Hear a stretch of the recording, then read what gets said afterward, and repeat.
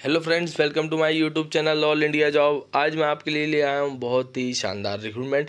Bumper भर्ती आई है, 17,700 पदों पर भर्ती निकाली गई। SC CGL की ऑल इंडिया रिक्रूटमेंट है। ऑल इंडिया के हर व्यक्ति इस रिक्रूटमेंट को भर सकता है और हर स्टेट से, हर राज्य से कम 8 से 10 सेंटर बनाए गए हैं जहां पर आपके एग्ज़ाम होने वाले हैं। नई भर्ती है 2024 की, जिसका नोटिफिकेशन जारी हो गया है, जिसमें कि total number of post, age limit, education qualification सभी जानकारी मैं आगे आपको नोटिफिकेशन में देने वाला हूं। अंतिम तिथि रखी गई है 25 जुलाई 2024।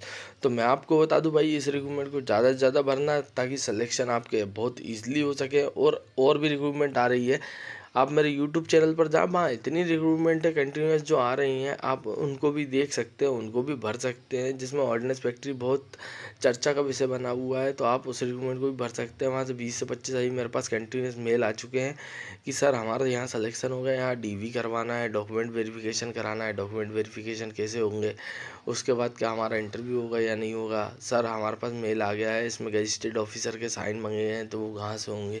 तो ऐसे कंटिन्यूस मेल आ रहे हैं ऑर्डिनेंस फैक्ट्री वालों के। तो भाई आप वो रिक्रूटमेंट भी भरें। अब हम इस नोटिफिकेशन की ओर चल रहे हैं, जहाँ पर इससे जुड़ी सभी जानकारियाँ बता रहा हूँ। बस चैनल को सब्सक्राइब करो, बेल आइकन को बटन दबाओ, क्योंकि आप चैनल को सब्सक्राइब करेंगे तो आपको सही समय पर अच्छी रिक्रूटमेंट मिल पाएगी। क्या होता है कि हो सकता है कि 5 रिक्रूटमेंट जो मैंने डाली वो पाँचों आपकी काम की ना हो, मगर 5 में से 1 से 2 रिक्रूटमेंट ऐसी होती है जो आपकी काम की होती है, और जो रिक्रूटमेंट आप ढूंढ ढूंढ के थक जाते हो, आपको कहीं नहीं मिलती। ठीक है, तो जानकारी आपको समय पर जब मिलेगी, जब आप चैनल को सब्सक्राइब करेंगे। तो सब्सक्राइब जरूर कर लो। हम चलते हैं नोटिफिकेशन की ओर, जहाँ पर इस रिक्रूटमेंट से जुड़ी सभी जानकारियाँ देता हूँ। तो सब्सक्राइब करने के लिए बेल आइकन को बटन जरूर दबाएँ। तो फ्रेंड, जैसा कि मैंने आपको बताया, ssc.gov.in की साइट पर जाकर आप इस रिक्रूटमेंट को भर सकते हैं। PDF का लिंक डिस्क्रिप्शन बॉक्स में मिल जाएगा। रिक्रूटमेंट तो बहुत लॉन्ग है, 109 पेजेस की PDF है, मगर मैं आपको खास खास चीज़ें बताते जाता हूँ। भारत सरकार के अंतर्गत ये कार्य करता है। Ministry of personal and public grievance of pensions department की ये भर्ती है। उस यहाँ से जो निकाली गई है, ये department of personal and training है, स्टाफ सिलेक्शन कमीशन की तरफ से भर्ती है। Block number 12, CGO complex, Lodhi road, new Delhi 110003 इसका वो दिया गया है पिन कोड। उसके बाद ऑफिशियल वेबसाइट जो मैंने आपको बताई थी, ssc.gov.in, यहाँ पर कंबाइंड ग्रेजुएट लेवल के एग्जामिनेशन निकाला गया है। यहाँ से भर्ती जो निकाली गई है उनकी डेट दी गई है 24/6/2024 से 24/7/2024 आपकी लास्ट डेट दी गई है। ठीक है, last date of making online payment, मतलब जिसकी पेमेंट नहीं हो पाती वो 25/7/2024 तक कर सकता है। उसके बाद करेक्शन विंडो दी गई है वो 10/8/2024 से 11/8/2024 तक खोल दी जाएगी। टेंटेटिव जो आपका टायर 1 का एग्ज़ाम होगा वो सितंबर-अक्टूबर 2024 में होगा, और आपका जो टायर 2 का होगा वो दिसंबर 2024 में होगा। फिर आते हैं हम नीचे की ओर। यहाँ से ग्रुप B और ग्रुप C की भर्ती निकाली गई हैं। जो भर्तियाँ निकाली गई उनके बारे में मैं आपको बता देता हूँ। तो असिस्टेंट सेक्शन ऑफिसर की निकाली गई है। तो जी यहाँ पर जो सेंट्रल वाले होते हैं ना, सेंट्रल गवर्नमेंट वाले, वहाँ से भर्ती निकाली गई। ग्रुप B की भर्ती है, 20 से 30 एज लिमिट होने वाली है। असिस्टेंट ऑफिसर की, सेक्शन ऑफिसर की जो इंटेलिजेंस ब्यूरो वाले होते हैं ग्रुप B में, 18 से 30 एज लिमिट रखी गई है। उसके बाद जाते हैं assistant officer, section officer, ministry of railways. ठीक है, तो जी असिस्टेंट ऑफिसर में जो भर्ती निकाली गई, ministry of railways group B 20 से 30 age limit. Ministry of external affairs group B 20 से 30 एज लिमिट। उसके बाद AFHQ, इसमें ग्रुप B 20 से 30 एज लिमिट। भाई इसके बाद एज रिलैक्सेशन भी मिलने वाला है। ठीक है ना, आप जिन्हें की 20 से 30, अगर आपकी 31-32 आप फॉर्म नहीं डाल सकते। इसमें 3 ईयर का OBC को, ST/SC को 5 ईयर का, उसके बाद विकलांग कोटे वाले को 10 ईयर का। ऐसे बहुत से एज रिलैक्सेशन मिलने वाले हैं। नीचे की ओर पूरी जानकारी पढ़ना। HFHQ वालों ग्रुप B 20 से 30, ministry of electronics information technology group B 18 से 30। अदर ये फिर आ जाते हैं, असिस्टेंट वाली भर्ती चल रही है। उसके बाद other ministries department organisation group B 18 से 30 age limit. CBDT group C 18 से 30 एज लिमिट। उसके बाद इंस्पेक्टर सेंट्रल एक्साइज वाले CBIC ग्रुप B 18 से 30 एज लिमिट। इंस्पेक्टर एग्जामिनर जो होते हैं उनकी भर्ती है।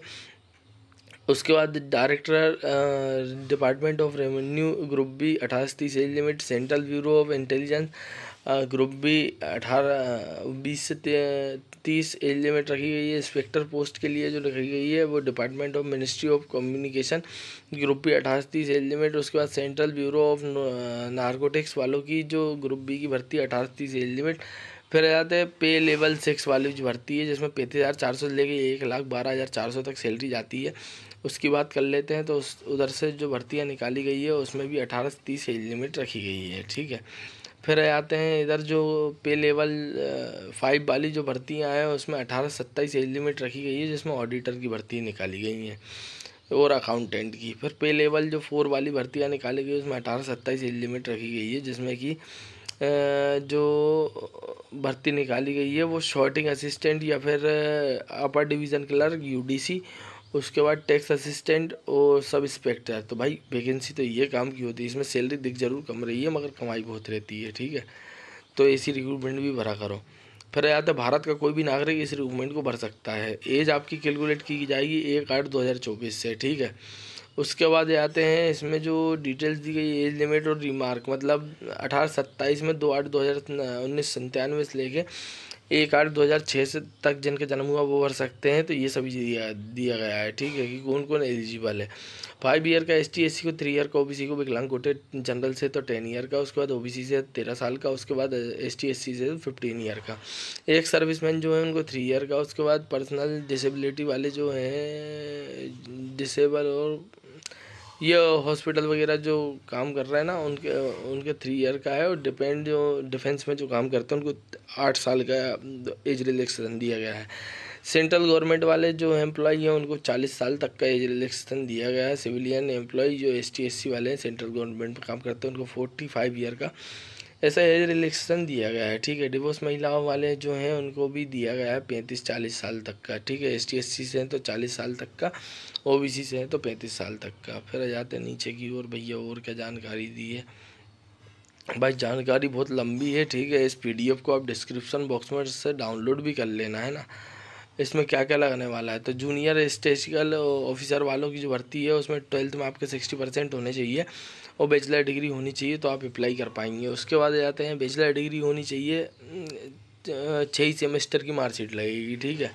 उसके बाद रिसर्च वाले में जो research assistant national human rights वाले हैं जो NHRC वाले, बैचलर डिग्री लगने वाली है। उसके बाद मिनिमम 1 ईयर का एक्सपीरियंस होना चाहिए। अब जो 1 ईयर का एक्सपीरियंस कहाँ से लाओगे, सबसे बड़ी बात जहाँ आ जाती है। तो ये जो एक्सपीरियंस मिलता है ना, ये अप्रेंटिसशिप कर लो तो वहाँ से मिल जाएगा। अब भाई ये फॉर्म को भरना है, ये तो रिक्रूटमेंट के बारे में बता दिया मैंने। इन फॉर्म को भरना है, ये आपको ऑनलाइन मिल जाएंगे, ऑनलाइन फॉर्म भरेंगे। उसके बाद 1 टाइम पासवर्ड आएगा, उसके थ्रू आप इस रिक्रूटमेंट को भर पाएंगे। फीस की बात कर ले तो मात्र 100 रुपये लगने वाली, 100 रुपये में आप इस रिक्रूटमेंट को भर पाएंगे। तो ज़्यादा से ज़्यादा रिक्रूटमेंट को भरना मैंने सभी जानकारी आपको दे दी है। और उसके बाद जो सेंटर दिए हैं एग्ज़ाम भागलपुर में, जैसे बिहार की बात करें तो बिहार में कहाँ कहाँ से, तो ये पूरी रिक्रूटमेंट को पहले पढ़ लेना आप कि आप जैसे बिहार से हो, अंडमान निकोबार से हो, कर्नाटक से हो, मध्य प्रदेश से हो, तो मध्य प्रदेश में भोपाल, ग्वालियर, इंदौर, जबलपुर, सतना, ये ऐसे एग्ज़ाम सेंटर दिए और सभी कोड दिए हैं। तो ये कोड एक पेपर में लिख लेना, उसके बाद ही फॉर्म भरने जाना कि आप किस जगह से भर रहे हो। 2 से 3 सेंटर मांगेंगे कि आप कहाँ से एग्ज़ाम भरना चाहते हो। उसके बाद ये सिलेबस दिया है, जनरल इंटेलिजेंस के 25 क्वेश्चन है, जनरल अवेयरनेस के 25 है, कॉम्पिटिटिव एप्टीट्यूड के 25 है। तो ऐसे ये नंबर ऑफ क्वेश्चन दिए गए हैं, 2 नंबर का एक क्वेश्चन रहेगा। उसके बाद ये टायर 1 टायर 2 के बारे में जानकारी दी गई है। तो भाई यही रिक्रूटमेंट आई हुई है, इसमें मैंने आपको सभी जानकारी दे दी है। तो ज़्यादा से ज़्यादा आप रिक्रूटमेंट को भरना, बहुत आसानी से इस रिक्रूटमेंट को भर सकते हैं। और ऐसी बम्पर भर्ती है क्या है ना, बहुत कम आती है। अभी SSC की आई हुई है और इसका इंतज़ार लोगों बहुत दिनों से कर रहे थे। ज़्यादा से ज़्यादा भरें। और अगर आप पढ़ने में कमज़ोर है तो हार्डनेस फैक्ट्री भर दें, ठीक। हार्डनेस फैक्ट्री अप्रेंटिसशिप कर लो, अगर 10 भी अप्रेंटिसशिप कर लो आसानी से नौकरी लग जाएगी, डायरेक्ट सिलेक्शन हो जाएगा, ठीक है। 1 साल की अप्रेंटिसशिप करना, दूसरे साल फॉर्म डाल देना, आपका 101% नाम आ रहा है, ठीक। तो ज़्यादा से ज़्यादा रिक्रूटमेंट को भरो और आसानी से नौकरी लगो। और चैनल को सब्सक्राइब कर लो ताकि जानकारी उत्तम मिल पाए। Thank you.